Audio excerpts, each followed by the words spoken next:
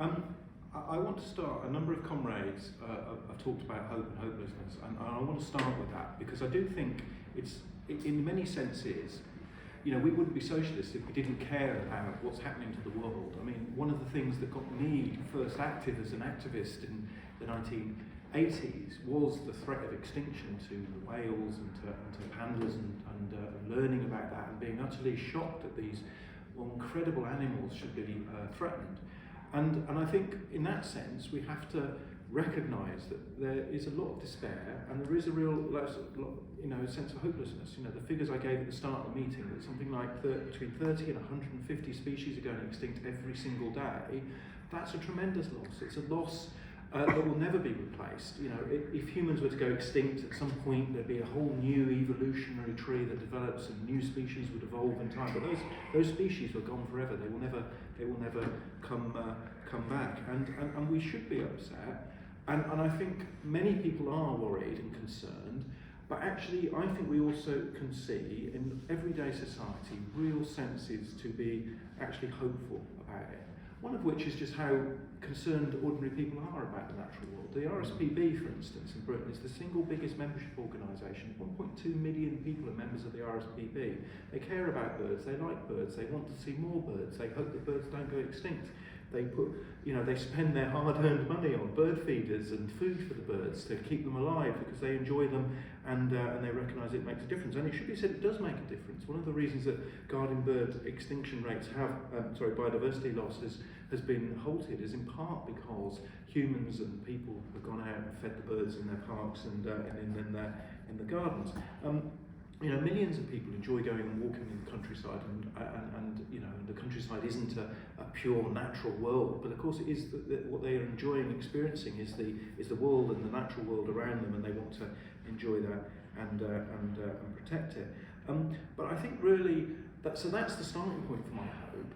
But the next stage of my hope is the fact that actually we have and can make real differences to it. I mean, Jeff talked about the green ban movement, the trade union movement in Australia that was incredibly instrumental in saving park space and green space and so on. But also other campaigns have made real differences. I mentioned in passing one of my great heroes of history, the American scientist and writer Rachel Carson, who wrote in 1962 her book Silent Spring, alerted the world to the threat of DDT, and it was an explicit linking between capitalism and as she put it, the right to make $1 at any cost, and biodiversity loss back in 1962, and that opened up and created a mass movement of concern. Millions of people read that book, and then millions of people signed petitions and wrote letters to their American politicians, and DDT was banned.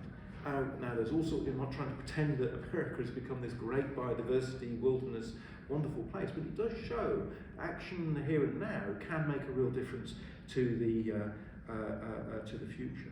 But the scale of the threat is enormous, and that's why I mentioned again in my opening talk the 25-year project to save the Kapau flightless parrot in New Zealand, where a handful of people have spent their whole lives trying to save this animal. Now, they are doing that to the exclusion of everything else, and I hope they are successful, but actually what you get a sense of is them thinking, actually we can only save this thing, this is all I can do, and so we're going to have to let everything else go, but I'm going to try and protect this animal. And that's not the approach that I think we have to take, but it is the approach that comes from so many mainstream organisations and indeed so many governments and politicians. Why was the panda the symbol of extinction? Why the whales? Because they're incredible, beautiful, cute animals. I mean, I want the panda to survive, though frankly it's an evolutionary dead end. I want the whales to survive, but I also want the Titicaca water frog to survive, which is so ugly it's known as the scrotum frog. All these animals are important in terms of their links that they make in biodiversity. They're part of the wider evolutionary ecosystems that we have, and they are all systematically being destroyed. And one of the problems, as I said again at the start, is that actually what capitalism does is it tends to create impacts on the natural world that actually drive one particular animal or one particular plant out of existence, and then that has knock-on effects to everything else. The emphasis on, I can never remember the chemical name, the beekeepers in the room will know it, the glyphosate. That's one. That actually is crucial to so much of agriculture. It actually is threatening bees. Has an enormous knock-on effect. It will massively impact on humanity's ability to feed itself if that happens. And we have to articulate a much bigger vision. And right at the start, a friend mentioned the question of carbon capture, and I think again this is a manifestation of the same problem. Essentially, what carbon capture is about saying is capitalism saying we can find ways, technological solutions and economic mechanisms that allow us to carry on doing what we're doing as long as you spend a little bit of money on this particular thing, that you pay into a fund that will promise to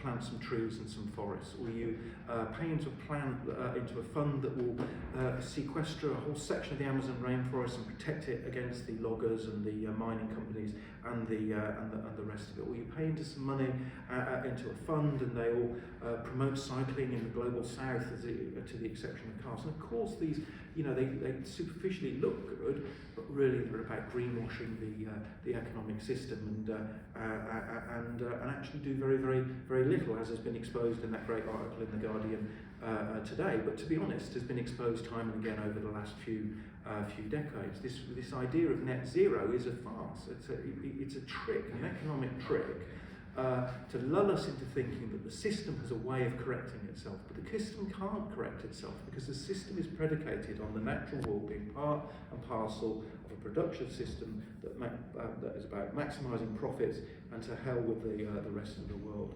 And this has begun right at the beginning. And our friend who mentioned Peter Linebar's wonderful book, The Many-Headed Hydra, is absolutely right.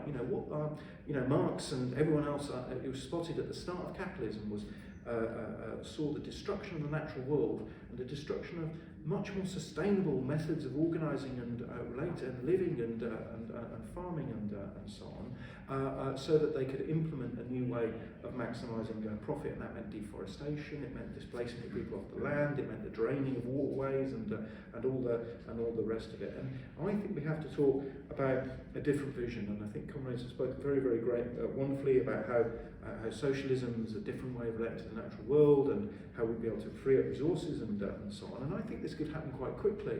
Actually, I think if take agriculture, if you actually were to say, we're going to cancel the debts that every farmer has around the world, we're going to break up the agricultural corporations, we're going to ban all these disruptive chemicals, we're going to allow farmers and peasants everywhere in the world and agricultural labourers to use their knowledge and their skills to produce food in a sustainable way, I think very, very quickly some of the damage would begin to be undermined.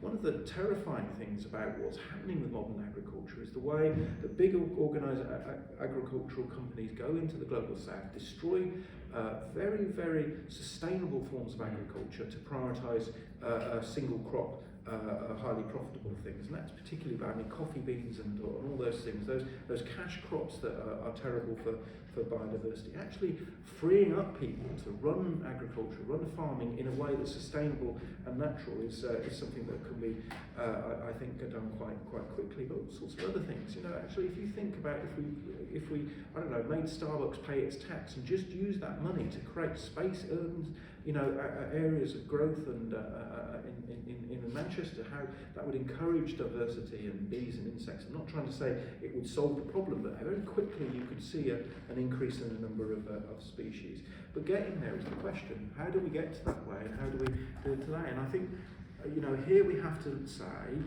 that working people who are on strike at the moment, whether it's the RMT or the RNC or the RCN or the civil servants who are going to be out on the 1st of February and so on, they're people who are members of the SWP. They're people who like walking in parks. They're people who like going to the countryside. They are the allies of the environmental movement, and they are part of the solution because they have the industrial power. They have the power to bring the economic system that is destroying the world to a whole. And my final point, I suppose, is a practical thing. In the Extinction Rebellion are going to have mass demonstration. They want 100,000 people outside Parliament a protest in March. And I think we have to make that demonstration as big as possible, with as many environmentalists as possible. We also have to have as many trade union banners there as well, to bring those two movements together, to make people feel that they're part of a movement that is fighting to defend jobs and pay and conditions and our public services, but also fighting to defend the world. And I think if we combine that view and desire for a mass movement with the radicalism of the streets and direct action, and actually we've got a powerful movement that can change the world quite quickly. But you know, Karl Marx said at the end of the Communist Manifesto, you know, workers of the world have a world to win. In a sense, we've also got a world to protect as well, and I think that's a powerful socialist vision for us all.